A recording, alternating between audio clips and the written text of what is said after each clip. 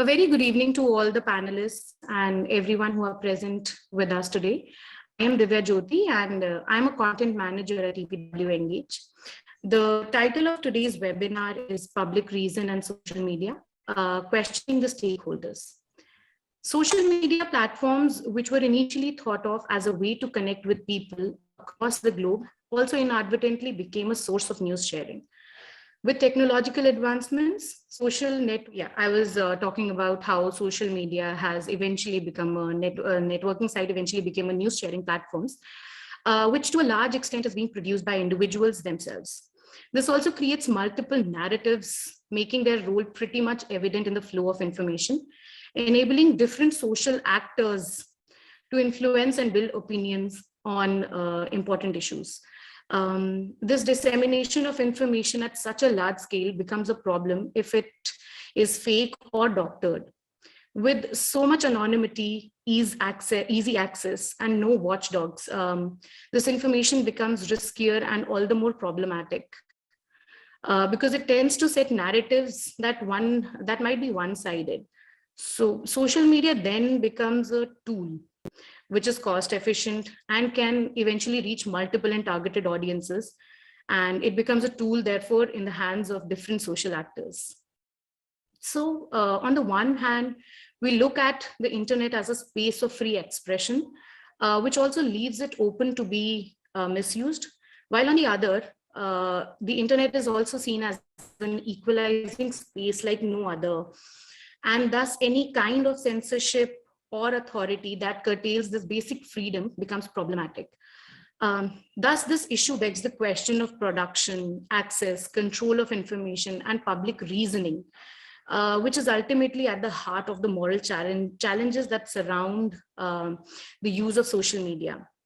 So before we begin our session today, please allow me to introduce our dynamic panelists to you. We have Professor Usha Raman.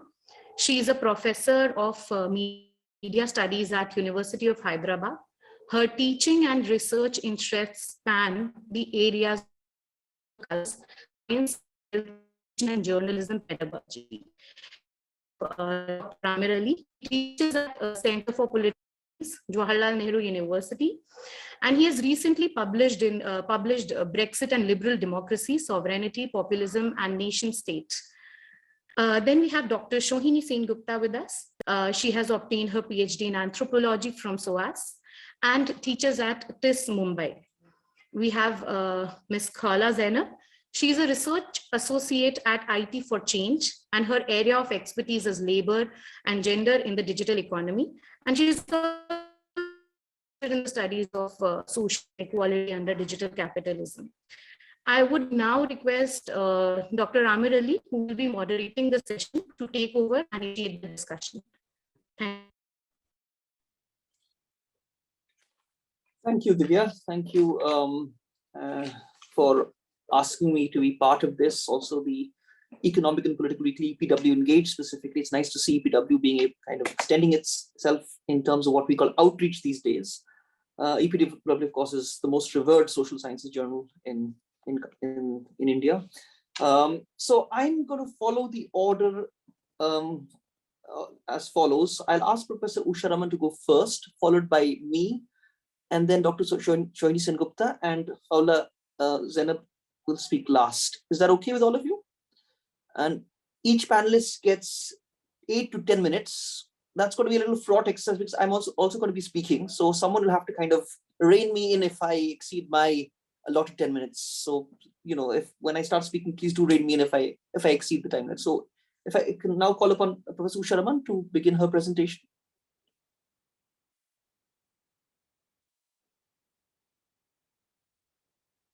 I think you have to unmute yourself, Professor Raman.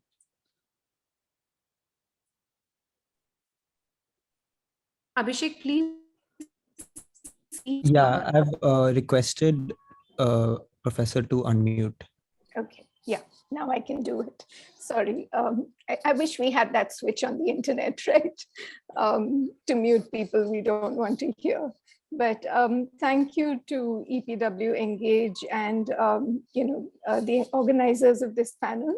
EPW, of course, as Dr. Amir Ali said, is is probably the primary forum for scholarship in India in the social sciences. So I'm really happy to be here.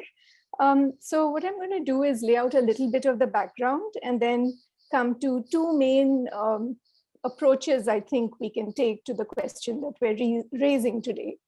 So just to begin, more than 2 decades ago, several years before our social world became mediated to the extent that it is now, the scholar Manuel Castells wrote about the notion of mass self-communication, the possibilities offered by network digital technologies for everyone to express themselves to the world. The early versions of mass self-communication were seen in the proliferation of blogs and other forms of user-generated content, but it wasn't until platforms like MySpace and Orkut emerged that the idea of being online took root as a way of life, to mark presence, to participate in conversations, to express a point of view, to perform and to consume other people's performances, to meet friends and make connections, or simply to be informed. But as we became increasingly comfortable with these digital spaces, we began engaging in other ways as political and civic actors.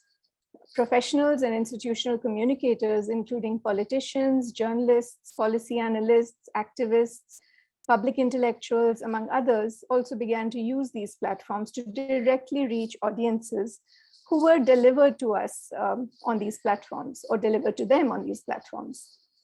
Conditions were created for everyone to speak to everyone, for all manner of voices to be sounded, if not actually heard, and for views and information of all kinds to circulate in multiple directions.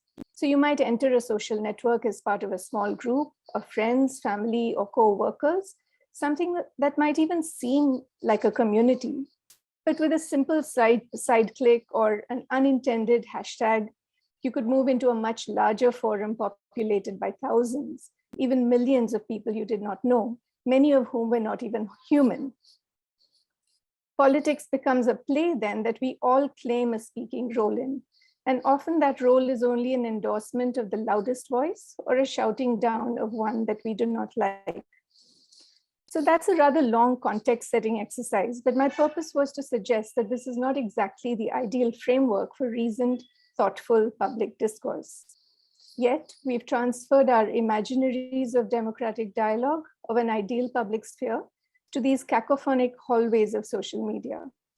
So we expect it to serve dialogic ends, to afford conversation and the exchange of ideas, to help us understand the world a little bit better, and even to build bridges between people in different geographies, both of the mind and of the material. And that's an imaginary that the social media platforms have actively contributed to building.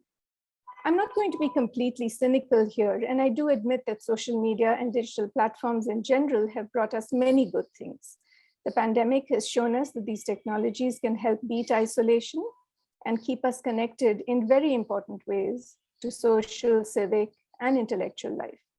They've allowed us to stay informed and helped us make decisions and plan our everyday lives. Do we go to class or not? Are we going to be in a lockdown or not? And sundry other details. They've also allowed us to keep track of our loved ones across otherwise unbridgeable distances. But social media have also enabled the circulation of toxic ideologies and blatant falsehoods, the infodemic that all of us are very much aware of. And these have been stoked, by actors, by malevolent actors, perhaps. They've stoked latent resentments, introduced tensions into communities and families, and built the illusion of crisis when none exists, stymieing the possibility of open exchange. Some of these problems, and they may even be called features of social media, are reflective of the human tendency to seek out drama in daily life, of our willingness to accept the most exciting or titillating story, the one that we can lazily fit into our received understandings of the world without doing the work of rational examination.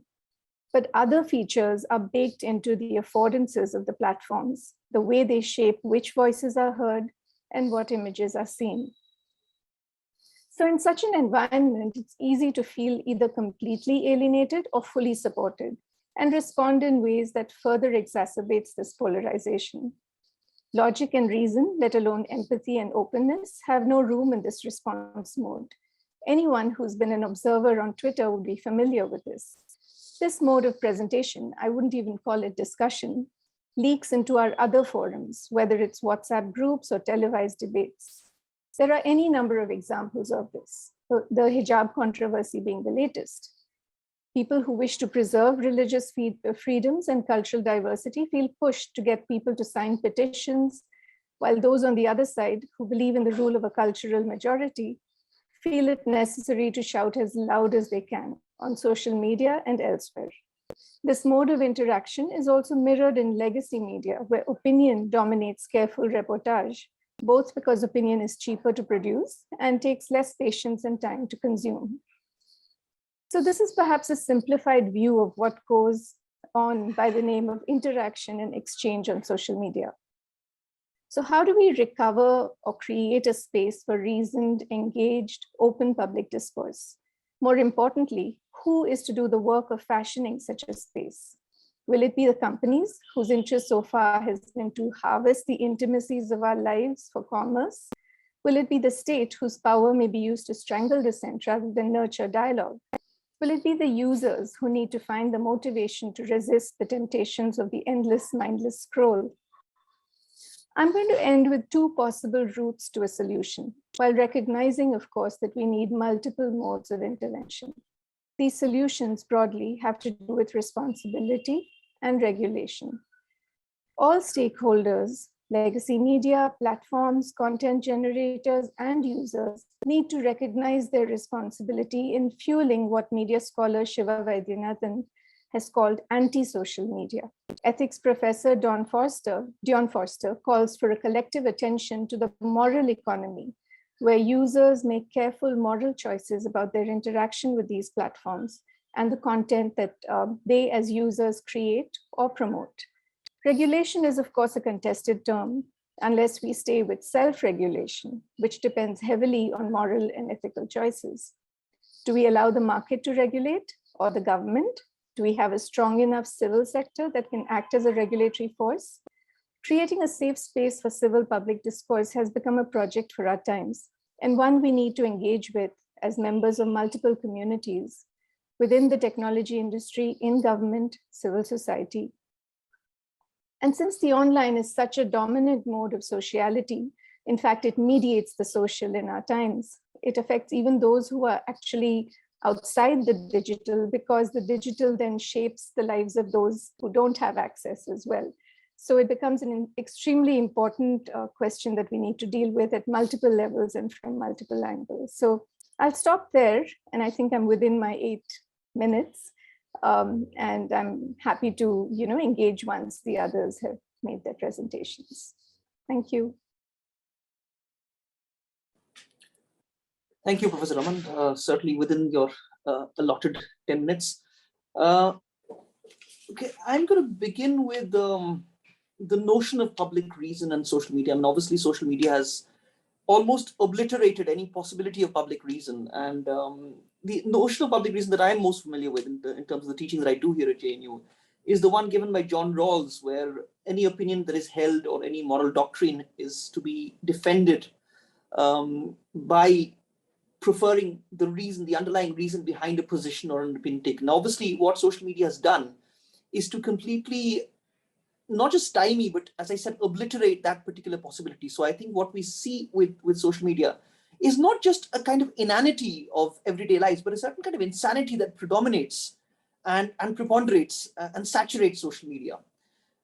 This brings me to the point about the very well-defined, regulated Habermasian public sphere, which seems to be ages ago. It seems to, it doesn't seem to form part of our collective living memory anymore. It's almost like prehistory in terms of the kind of manner in which social media has completely hijacked and overtaken our lives. Now, in terms of, it's quite ironical that this is actually being streamed on Facebook Live, as Abhishek was pointing out a little while ago. So there's no getting away from it. And this is a point that Professor Raman was making as well. But just exactly what is Facebook, which I consider to be the most malevolent form of social media? What exactly is it doing? Well, I mean, we've seen the role that Facebook has played in the Rohingya ethnic cleansing that happened in neighboring Myanmar. We've seen it in the Delhi riots, the role that Facebook played. So these are not, I agree with what Professor Raman said, that, I mean, yes, there are advantages to be had from social media. I mean, we are able to keep in touch with loved ones, especially during the pandemic. But the sheer violence, the sheer evil that it is able to kind of inject into our lives and into our politics is something that really kind of worries me. So now Facebook, I think, was kind of established in 2004. 10 years before that, in 1994, there was a genocide that happened in Rwanda, where 850,000 members of the Tutsi ethnic group were massacred in the space of 3 to 4 months, 850,000 people. Now, of course, this is a decade before Facebook, but in that particular genocide, Radio Miles Colines played a particularly bad, evil, malevolent role in the sense that, along with the music that it was broadcasting, it was also broadcasting messages of killing the Tutsis, killing the cockroaches, as the Tutsis were referred to. Now, I think you multiply that exponentially, and that is what social media, and especially a platform like Facebook is doing. It brings me to the year 2011, just a little over a decade ago. Now, in that year, in 2011, when I recently joined the faculty in JNU, we had 3 very significant movements across the world and in India. There was the Occupy Wall Street movement that began in New York, in Zuccotti Park. That was September 2011, if I'm not wrong. Then you had the Arab Spring that broke out earlier that year. And also in India, we had the Anna Hazare-led India Against Corruption movement, a movement that I was very, very skeptical of. And I think I've perhaps been vindicated in terms of the fallout of that. Now, I just want to quickly go through these movements and look at the way in which these movements use social media. Now, the Arab Spring was certainly a movement where a lot of people felt that Facebook and other social media platforms were able to provide easier ways of mobilizing people. So, the message would go out that everyone has to assemble at Tahrir Square, which of course became the most important public square where the Arab Spring played out. Yet, as we all know, the Arab Spring very quickly lapsed into an autumn. Every time I think of the Arab Spring, I'm reminded of those moving and haunting lines from Friedrich Nietzsche, where he talks about the fateful simultaneity of autumn, spring and autumn. And I think that's what happened to the Arab Spring. A promising movement, but its promise was quickly to lapse into what I just referred to as an autumn.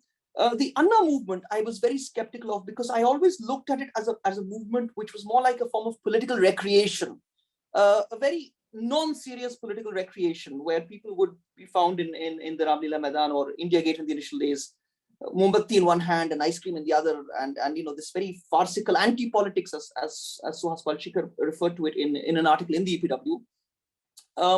The Occupy movement. Now, the reason I want to bring up the Occupy movement is that if you look at the origins of the Occupy movement, it is a movement that began with social media, and this really brings up the point.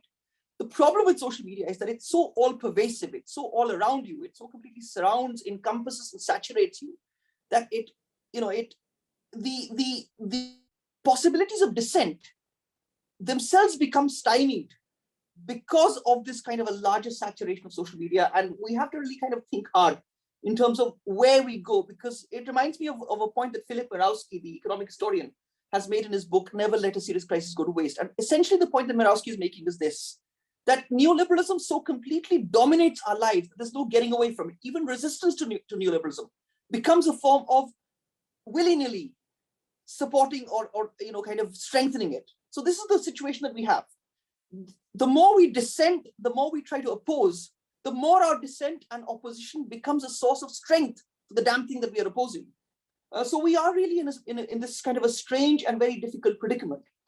Now, I want to come to the point about what exactly is the problem with social media. And to my understanding, as someone who teaches political science, I think it goes against the very grain of what the political is. Every time I think of what the essence of politics is, it is what brings people together as a collective, to collectively change people's lives.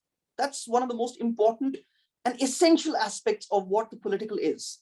Now, what social media does is that it kind of confines us into our echo chambers, as the famous phrase goes. It makes us confined to these silos of solitude where we kind of almost slip into a kind of solipsism, where the possibility of collective action, which I just suggested is what politics is all about, becomes eliminated. So that really is the problem with social media. If it goes completely against the grain, the collective grain of the political. And therefore, I've always been skeptical of movements which have mobilized themselves on the basis of social media platforms. I mean, it seems to provide a convenient, easy way of mobilization, but that's where the catch lies. It's exactly in the convenience of mobilization that it is going to stymie whatever possibilities are there. I'll come to the last point that I have to make, which is that Tim Berners-Lee, the man who really began the World Wide Web, the internet, bewailed the way in which the World Wide Web had become kind of commoditized as this kind of a playground of a footloose capitalism. And I think that's really where we kind of missed the bus, as we say. The fact that the internet could not become a kind of global commons, a public resource, a public good, and it became this kind of a freewheeling platform of footloose capitalism. This is what really gave rise to Facebook and Instagram and Google and everything else that we talk about. Which brings me to my last point, keeping in mind that I have to stay within the time limit. Actually lost track of time, but this will be my last point. Legislation against these behemoths is what is required. Facebook must be broken up. Google must be broken up if our lives are to be brought back to some kind of semblance of sanity. These platforms have rendered, as I said, not just an inanity, but also as insanity in our collective life. And of course, the European Union has been talking about antitrust legislation. There's been some talk in the US, but the only way out is to break these behemoths. Otherwise, the possibility of collective action, meaningful collective action, through which politics meaningfully transforms our lives, will be completely lost. Perhaps lost forever. I hope that doesn't happen. I'll end there and invite our next speaker, Dr. Shohini Gupta, to begin her presentation. Thank you very much. Thank you very much, Professor Ali. And I shall continue I'll pick up from where you left off, and also Professor Raman. I'm going to look at social media as well as information that floats inside social media slightly differently because of my vantage point, both from a disciplinary perspective. I have been interested in trying to understand how ordinary people who are members of WhatsApp groups or who consume information on Twitter or Facebook, what do they think or what do they feel about the kind of exchanges that they come across and in which they participate?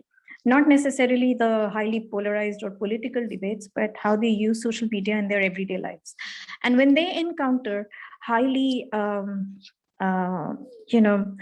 how shall I put it, highly controversial news, or something that is highly emotional, or something that makes them think too much, how do they respond to these forms of things? I mean, do they support it unabashedly? Do they think about these forms of communication as something that is not for them? Do they participate? Do they stand out? So I have been following groups of people. I've been asking friends, colleagues, neighbors, and mostly middle-class people about what do they feel social media has added to their lives, including people who don't feel so comfortable in necessarily playing a very active role in disputing the kind of information that they find over there. Now, I use one particular concept to look at the information that is considered as false or infodemic or hoaxes and such things in social media. And the kind of concept that I look at is this whole the notion of rumoring, or the concept of rumor, and how anthropologists have traditionally looked at rumor not necessarily as always something, despite the pejorative understanding, rumoring is not always something that is a bad thing. Rumoring is also something that is a social form of knowledge. It's the way in which they take authorities to task. It's the way in which they break down expert knowledge. It's the way in which they laugh at, very powerful actors in society. These are the different ways in which anthropologists have tried to understand how ordinary people have socialized or domesticated technologies in the same way as we have domesticated all other forms of technologies that have entered our lives historically. Initially as a threat and as something that is external to us, and over a period of time, sort of domesticated it and learned to use it in ways that are suitable to us. That, of course, doesn't mean that spreading of rumors is always a good thing. So what I've tried to do is try and understand the role that rumors play in traditional societies. And traditional societies, the way in which anthropologists understand is that rumors serve a number of purposes. Rumors may enable a group to strengthen their own boundaries. Rumors help to reinforce and strengthen norms of a community. Rumors, however, also have a very bad side to it, because sometimes they tend to do these kinds of strengthening at the cost of others. So othering is one of the things that emerges. So there is always the image of an other based on which a group consolidates its sense of togetherness, its solidarity, and so on. Now, this image of the other, or this image of the stranger, therefore becomes essential to the consolidation of the group identity. So rumoring has this other side in which it is also something that can be used for manipulation. It's also something that's used for controlling, especially the most vulnerable members of the society. One of the interesting areas of rumor that led to a lot of interesting kinds of work is the rumors about vampires. So in societies where people believed in vampires, and where does it come from? And so instead of thinking that these are all unreasonable, irrational, primitive, and superstitious type of people who are incapable of reason, sometimes people have tried to understand why is this strong belief in vampires. This is an interesting way of looking at social media interaction, primarily because digital environments often mimic closed communities and closed societies. So in a way that the groups that belong there, especially the ones who agree with each other, tend to foster this sense of affirmation, and they feel that we are at one with each other. So whatever we say, others agree with us. So there's this sense of bonhomie which arises out of agreement. Even if you disagree, you stay quiet, and you stay on the edge, because it's a very feel-good feeling. But understanding rumors helps us to understand them. at what cost does this feel-good emerge? Is one way in which vampire myths. So there's no therefore, why is it interesting? It's interesting because there is no reason to believe that vampires existed or not, whether it was true or false. The truth and the falsehood has absolutely no value. It's simply because everybody feels that, the vampires exist, and that's it. So rumors are often the ways in which, in times of crisis, individuals and societies make sense of the world around them. And that's where rumoring comes from.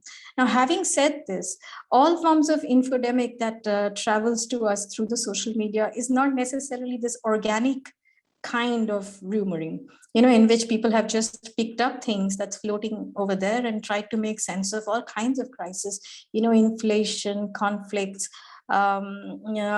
hate, polarization, discrimination, and unemployment, and disease, illnesses, pandemic. People have experienced all kinds of things in the last several years now. And this sense of impending doom and this constantly unfolding crisis, this is the time when people seek answers a lot. They seek it from spiritual leaders and so on, but they also seek it from their politicians. They seek it from celebrities. They seek it from self-help books. And of course, they seek it from their friends in social media. So having a lot of friends, having groups, and in the Indian context, especially women, the group that I mostly study, for them, seeking help from strangers is also important, because sometimes you can't confide your special problems to your family members. Now, in this situation, this whole notion of falsehood and truth is actually breaks down.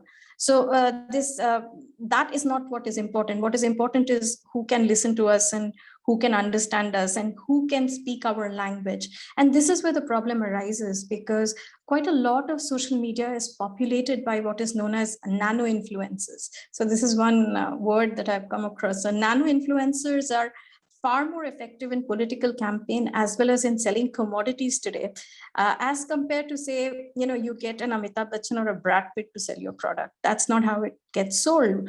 It gets sold if it is organic, if it's authentic, if it's a person like you. And that is essentially who these nano influencers are. And apparently India is according to some reports, and I'm not sure about the veracity of this. India is a rupees 900 crores market at the end of 2021 of nano influencers, and nano influencers are everywhere. And this is exactly what people are seeking. People are seeking people like them, whose voices they want to hear, because they don't trust experts and they don't trust politicians, because everybody's lying, right? Newspapers lie, politicians lie, our parents lie, our grandparents were backward. We want to be like the Americans, but the Americans lie too. So where do we go? So we want to listen to people who are exactly like us, but the people who sound like us and people who speak like us and possibly believe in things like us are perhaps just impersonating as us. So what goes for voices of people are not necessarily voice of people. So sometimes I feel that when you listen to exchanges on Twitter, and you kind of tend to lose faith, and you think that perhaps people in our country have lost the capacity to reason, and and I think the capacity to reason is absolutely essential. All human beings possess it. Capacity to reason enables you to understand and consider another human being as valuable. And it's not that people have lost the capacity to reason. It just appears that people who speak or appropriate the voice of others, that's not necessarily voice. So although social media is increasingly democratizing all kinds of very difficult things, and telling people that you have all of it around you, and listen to people who are just like you, perhaps these are simply people making a living on social media. So I'm not even trying to vilify people who make a living as influencers. I mean, please, it's the time of unemployment, you need to do something. But at the same time, that's not reflective of voice.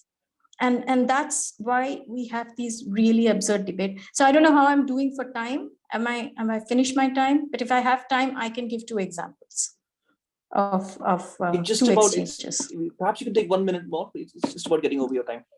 Okay, so a very quick example of I don't know, everybody would probably know this example, that the NASA, there's a NASA hoax picture of how India looks like from space during Diwali, all lit up. And every year that image circulates. And this year also in Twitter, it circulated in November 2021, that same image. But this time they said, look, this is not the same image, okay? Because NASA has got so fed up of people circulating the 2003 image and a 2012 image that 2003 image. So they circulated a 2012 image, and they said, why don't you circulate this one? Because this is authentic. So people looked at it and they celebrated. So there were three kinds of responses to that image. One, of course, one group said that, this is that same old image and, don't believe it. But a majority of the people said, isn't it beautiful? Our country looks beautiful from space. I mean, just look at this. So it wasn't important whether it was 2003 or 2012. So some people started saying, but don't you understand, that particular report also tells you that you can't possibly see Diwali lights from space. What you are seeing is, brilliant urbanization. So, I'm sure there are some people who think urbanization is not brilliant, but for those who feel that it's progress and modernization, you're seeing city lights. So you're seeing city lights, and in 2012, that's what city lights look like. So instead of this conversation, so there were two kinds of things that happened there. One was people saying, this is beautiful. Our country looks beautiful. So most people said it's beautiful. There's another group of people who started a different fight. And this one was questioning NASA and saying that, why are they calling us South Asia? Don't they know this is India? So they should change their label and call it India in Diwali. They shouldn't say this is South Asia. So, so the entire conversation went somewhere else. So to end my my rambling thing, my entry into social media is through my understandings of rumoring, the dialogue which is rumoring, and rumoring is not unreasonable, but social media often does not use reason. And Douglas Walton, the philosopher, believes that arguments which say that this is truthful because this is popular are often fallacious. So in his famous book, Informal Logic, he says something that is popular is not necessarily true, but that doesn't mean that it is not popular. So understanding the semantics of Twitter conversations, for example, you realize that reasoned dialogue is not something that is happening there. The kind of dialogue that's happening there is a quarrel. And a quarrel cannot lead to any conclusion. A quarrel is always going to divide you. Okay. Yeah. So thank you. And sorry for exceeding my time. Thank you. Can I now call upon Paula Zainab to begin her presentation? Yeah, I think I've been unmuted.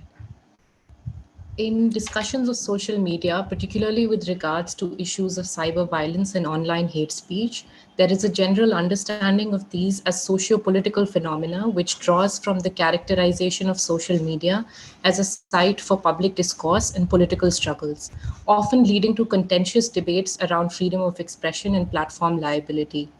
However, both social media and complex phenomena like cyber violence have implications and relevance beyond these existing debates. Specifically, I will try to highlight the economic dimension of online participation by discussing social media and the internet more broadly as a sphere of economic activity. To bring this into relief, I will first share some insights from our work at IT for Change on labor and labor practices that underpin the sustenance and maintenance of the internet. Specifically, human intelligence tasks that require human labor, since computers or algorithms are not yet able to perform them. These include tasks like image tagging to enable accurate search results on the internet, sentiment analysis of online content to glean audience or consumer feedback, data entry, which enables digitization of information, thus creating data, which is the building block for online economies and profit making, transcription of audio and video content, software testing, and market and academic research. Digital labor platforms, where these repetitive and fragmented, broken down tasks are mediated and performed by a geographically dispersed global workforce, rely on logics of international division of labor that are premised on global wage, skill, and regulatory differentials. According to the Online Labor Index, the largest overall supplier of online labor is the traditional outsourcing destination, India, which is home to 24% of the observed workers, followed by Bangladesh. Taking cognizance of how this labor is structured globally such that it resembles virtual assembly lines outsourced to the global south, the idea of digital sweatshops has also often been used to describe them. In 2020 at IT for Change, we conducted a qualitative study with women workers on Amazon Mechanical Turk, or AMT, an online micro-work platform that crowdsources and mediates labor for the aforementioned human intelligence tasks, and came into being when Amazon founder Jeff Bezos realized that there was a market for platforms where workers could perform tasks that are difficult for computers. Indians constitute 27% of AMT's online workforce.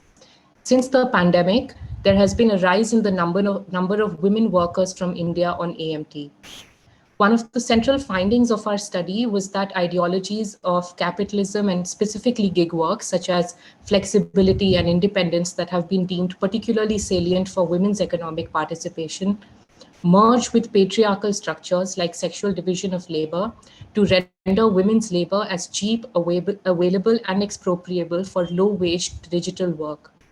This creates a double burden on women to carry out both reproductive and productive labor from the confines of their homes. Work on AMT entails long hours by a silent workforce that works late into the night. Given that the labor demand on AMT is led by US-based requesters, peak activity takes place at night in India. While Indian women work on the US clock, staying up till dawn, this incongruity paradoxically seems to fit the rhythm of domestic life. The necessary prioritization of care work during the day means that any residual time for paid work is in fact available only at night. Further, despite the work being entirely carried out online, issues of the real economy like discrimination and informal intermediation persist. An embedded discrimination is evident in the experience of women workers from India on AMT, who must perform the worst paying and most tedious tasks, since higher paying jobs are reserved for skilled workers situated in the global north. They face challenges in gaining entry into the platform due to the arbitrary and non-transparent process of admitting new workers, which has led to the creation and proliferation of a black market where accounts are sold at exorbitant prices. One of our participants shared having paid $1 lakh for obtaining an account on AMT. Lastly, and perhaps most significantly, this study pointed to the relevance of a wider unemployment crisis that enables the uptake and rationalization of low-wage, precarious digital work, particularly for women for whom post-pandemic, the labor force participation rate has plummeted significantly. However, the interconnections between what happens in the economy or labor market more specifically and what happens online are many and go beyond the example of this digital sweatshop. Firstly, the increasing individualization and atomization of labor as a consequence of the broad-based contractualization and informalization of employment relations has produced a culture of digital hustle. Precarious workers with no longevity and security in their present gig strive to build social, relational, symbolic capital through interactions on social networking sites in the hopes of finding more work and competing for the few jobs in subtle and informal, unstated ways.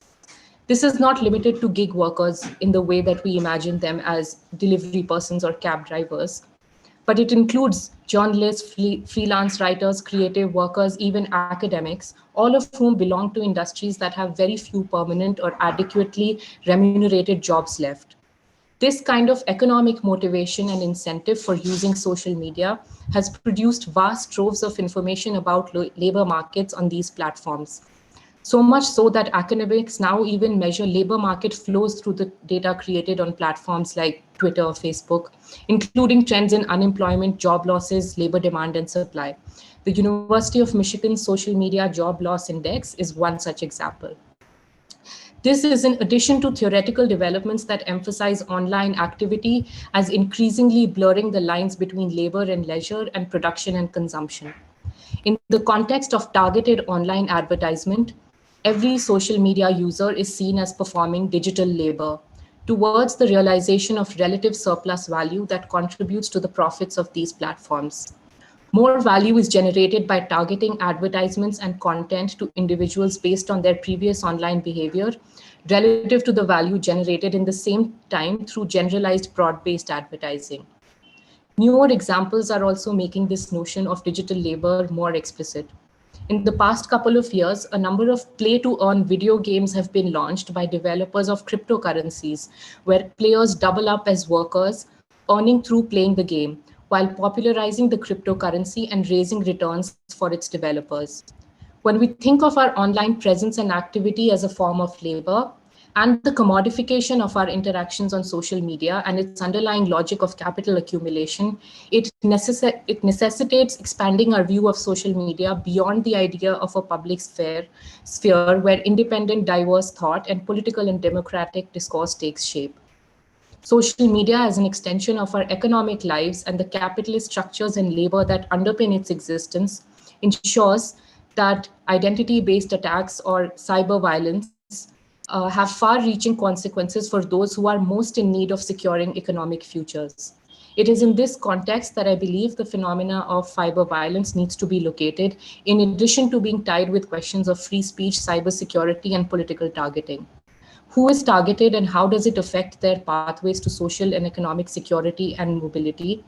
What are the parallels we find in the online context with conventional studies of identity-based violence and its close relationship to economic destruction of minority communities and individuals? To summarize, In this participants in this public sphere are not simply pursuing virality or visibility. They are also seeking economic security and stability in a more and more fragmented and individualized society and economy. How far then regulation of platforms go, whether through state intervention or self-regulation, in addressing the deeper legacy struggles that find new forms of expression or behaviors in this distorted public sphere. I'll stop here. Thank you, Howla. That was well within the time. And now it's time for the Q&A session. So if you could direct your questions to any one of the panelists, whoever you want to direct it to. Some people may want to send in their questions to the chat box, so I'll keep monitoring that. How much time do we have for the Q&A, Divya? It's 7:45 right now, so how long do we have? If you could just let me know. About 15 minutes. 15 minutes. Okay, thank you very much. Right. So can we have the first question, please?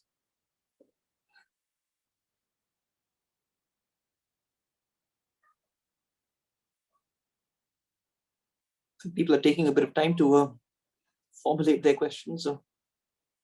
Can I just jump in and ask a question? Yes, please. Go ahead. Yeah. So it seemed like you're really pessimistic about social media, right? Yeah. So given the fact that, I completely agree that, the false promises, let's say, of democracy, etc., that haven't been borne out are completely true. But I'm just wondering, would breaking up something like Facebook change that? Would it mean that smaller agglomerations make it more possible to bring the collective back into politics, which you're arguing is not possible with this huge behemoth that something like Facebook is. So I'm just wondering how one makes that leap from the fact that it's too big to do anything with. So when we break it up, it maybe brings back the possibility of a political collective. Yeah. Right, thank you. Well, yes, my pervasive pessimism, I can apologize for it. I have this kind of reputation amongst my friends for being very pessimistic. But I do think that the problem with social media basically is that it prevents what I call the possibilities of the political. Now, when I look at the political, I can only look at it as something which provides the activity of getting together, getting together as collective. That's what social media kind of it denies. I think it's very much part of the neoliberal logic to kind of break people into these silos of solitude, as I call them. So it's almost a kind of solipsism of people slipping into these silos of solitude, and I think that is what prevents the possibility of the political. Now, the breaking up of these behemoths is only a beginning. So I think we need to kind of begin from there and perhaps go back to the possibility of the internet being a genuinely common resource, a global common or a public good, which it certainly isn't. And which is why I made the point about Tim Berners-Lee and his bewailing the fact that the World Wide Web has become something that he wouldn't have liked it to become. So that would be my response. I hope that answers your question. One can go on talking about this and sort of pushing at different edges of what you said, but right. I think there are questions in the chat box. So. Right, I'm just having a look at the chat box.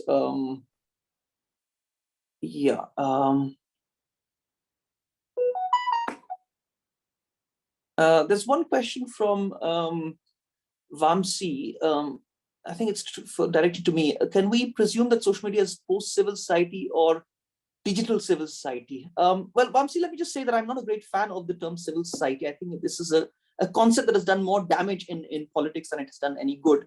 It reminds me of a point that Neeraj Chandok, who teaches it, or used to teach at Delhi University, makes about it. It's a concept that doesn't explain anything. So I don't know whether it is post-civil society or post-digital civil society. I think it's something that we can do without.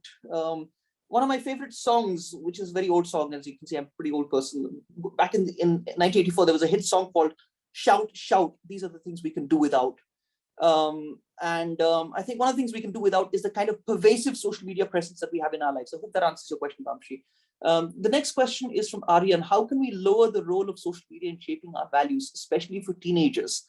I don't know who that is directed to, but can I direct that to Dr. Shohini Gupta? Would you like to answer that one? How can we lower the role of social media in shaping our values, especially for teenagers? Okay.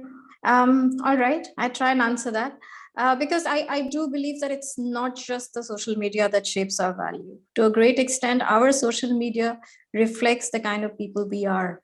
So that's actually a deeper problem, the relationship between online and offline. So if we think that the social media is a problem for our teenagers, it's a little bit like thinking that cable television was a problem for our teenagers and television was a problem for our teenagers, or wearing certain kind of clothes was a problem for our teenagers, and eventually women going out to work was a problem for our teenagers. How are teenage girls going to experience the problems of public space?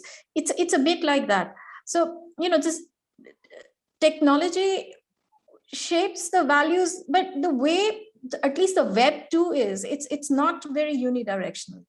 The web 2 is growing with our interactions. So I won't say that the teenagers are not overly, teenagers are increasingly feel that they have to be someone on social media. It's a very important part of their sociality. But I still think that at least in our country of 1.3 billion people, there are millions of teenagers who are not just on social media. They're very much outside. The point is, do we consider them at all when we talk about this teenager? Is it just like people like us? That's one thing that because Twitter has how many, 24 million, WhatsApp has some other million, but all teenagers in the country are not on social media. So I'm thinking, yes, it is shaping. I'm sure it's not just not doing something, but to some extent we are shaping our social media. And to a great extent, there are teenagers who are very much have a life outside of the social media. So to have hope and to think kindly of people who are teenagers who are on social media, not to worry so much, is what I would say. Okay, thanks. This is from Jasmine Kaur. This is for Khawla.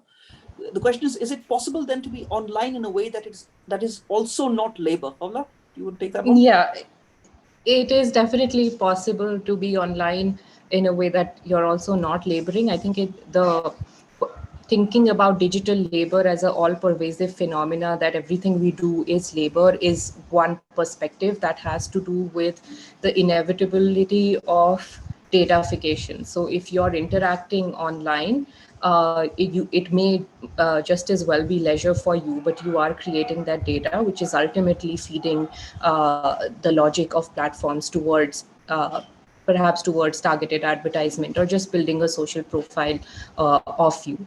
So it is possible to be online and not perform labor overtly, but there is no escaping the data and the way it will be used subsequently. And again, that was just one perspective. The idea of digital labor is not something that everyone agrees with.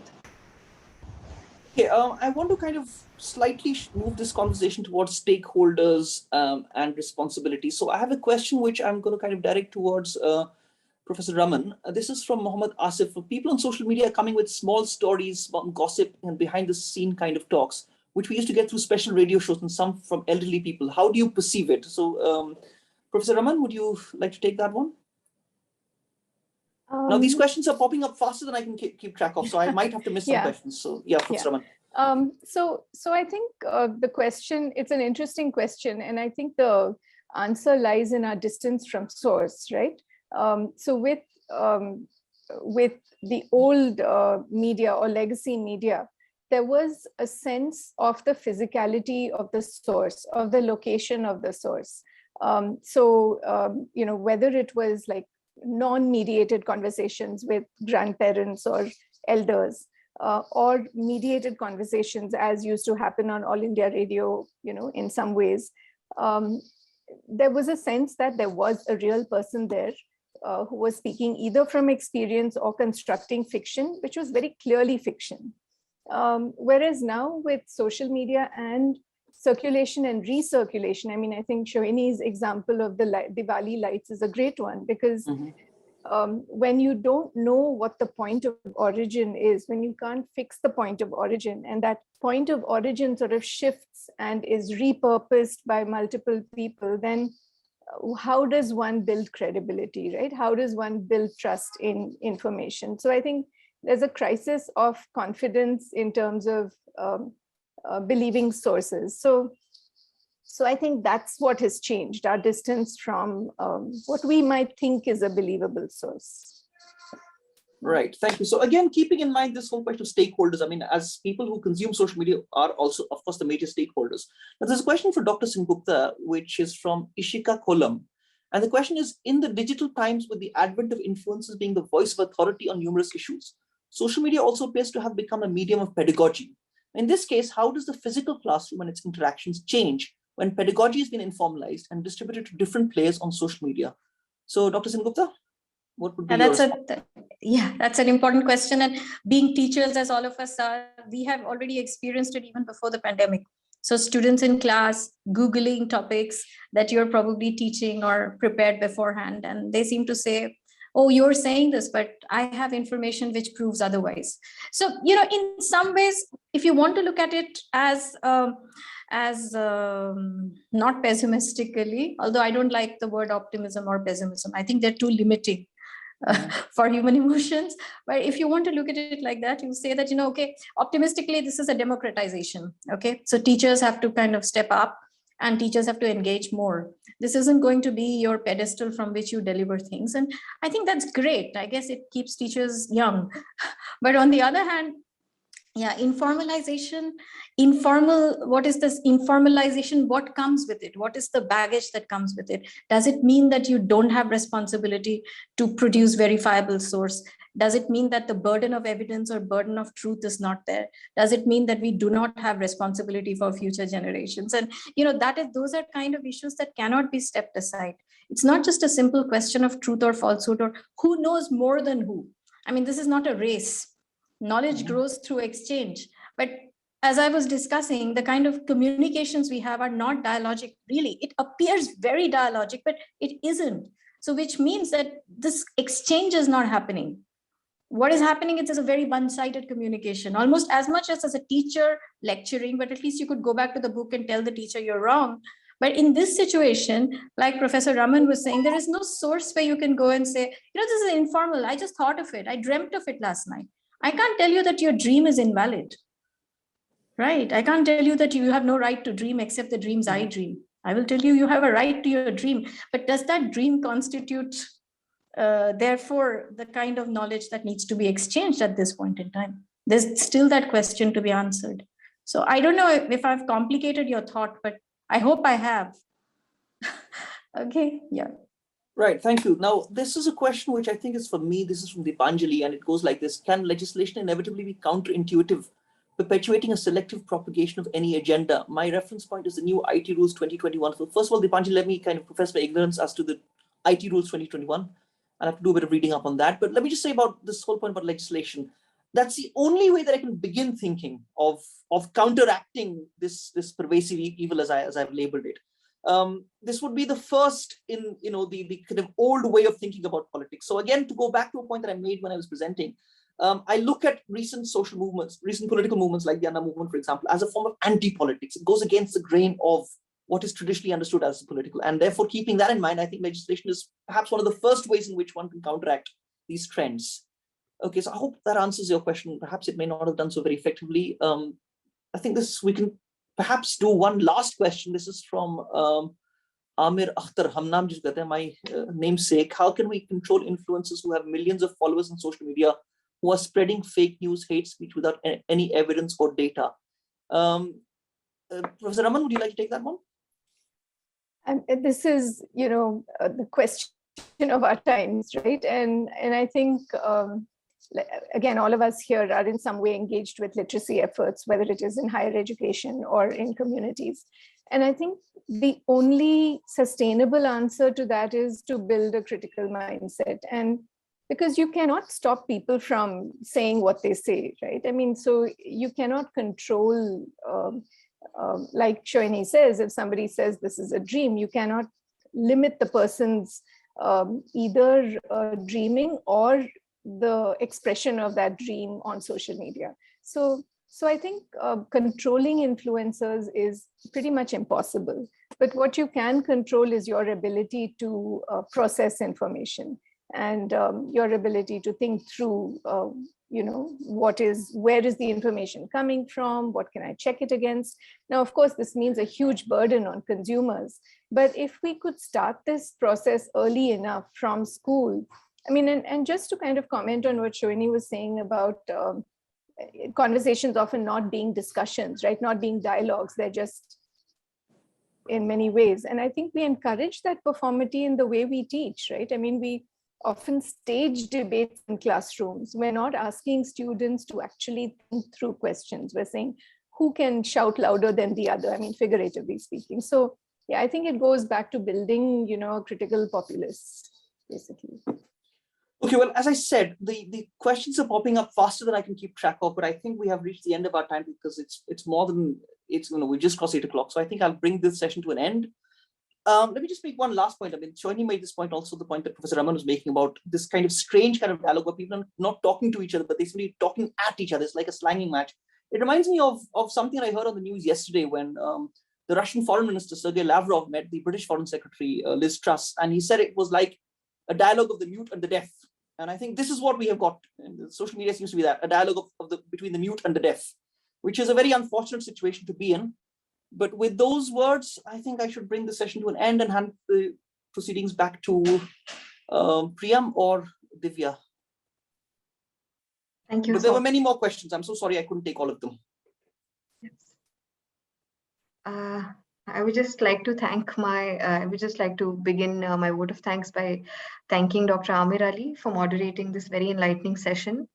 And I would like to thank our esteemed panelists, Professor Usha Raman, Professor Shohini Sen Gupta, and Khaula, for presenting such important, diverse, and powerful perspectives, and for taking out your time from your busy schedules and participating in this webinar and giving us some very, very insightful remarks. And please find their papers and work on EPW, and please subscribe to EPW. And you can find a recording of this webinar on YouTube. Please subscribe to EPW to read the articles by our panelists, and follow our Instagram, Twitter, Facebook, YouTube, and Spotify accounts to know more about our work on EPW Engage. Thank you so much for joining us, everyone.